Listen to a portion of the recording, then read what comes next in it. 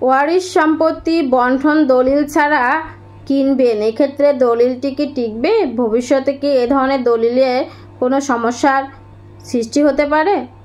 আসলে আমরা যখন ওয়ারিশ সূত্রে পাওয়া সম্পত্তি দলিল করতে চাই, বর্তমানে নামজারি ছাড়া দলিল করাই সম্ভব হচ্ছে না। আর নামজারি করতে গেলে কিন্তু বর্তমানে ওয়ারিশ সূত্রে পাওয়া সম্পত্তিতে আপোষ বন্টননামা দলিল লাগছেই।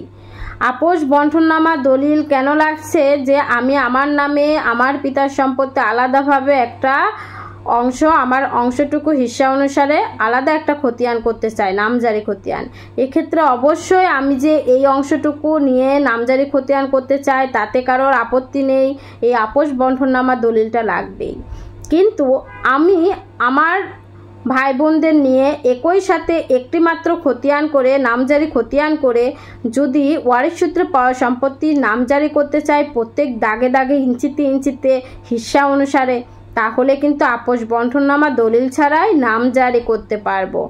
এক্ষেত্রে যেখানে আপোষ বন্টননামা দলিল চাইবে সেখানে ওয়ারিশান সনদপত্র দিয়ে দিলেই হবে।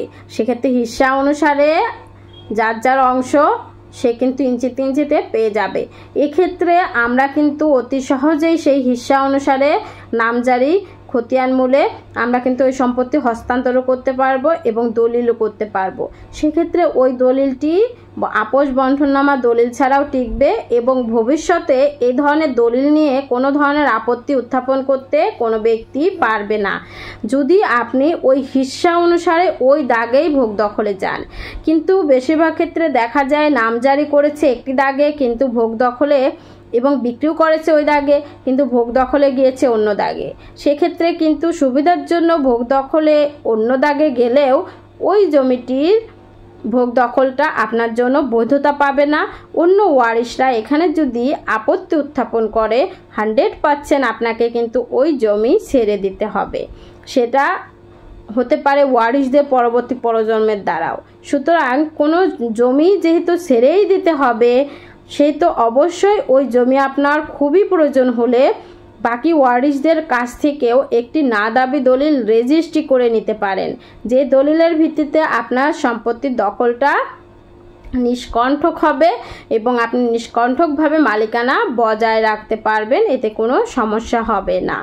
আমি ঢাকা জজ কোর্টের একজন আইনজীবী, নিয়মিত প্র্যাকটিস করছি। যারা আমার সঙ্গে যোগাযোগ করতে চাচ্ছেন তারা ঢাকা জজ কোর্ট 32 রাজার দেউড়িতে এসে আমার চেম্বারে আমার সঙ্গে যোগাযোগ করতে পারেন, অথবা স্ক্রিনে দেওয়া নাম্বারে আমার সঙ্গে যোগাযোগ করতে পারবেন। আমার চ্যানেলটি যেহেতু শিক্ষণীয়, অবশ্যই আমার চ্যানেলটি সাবস্ক্রাইব করে ভিডিওটি শেয়ার করে সবাইকে জানার সুযোগ করে দেবেন। ভালো থাকবেন। আসসালামু আলাইকুম।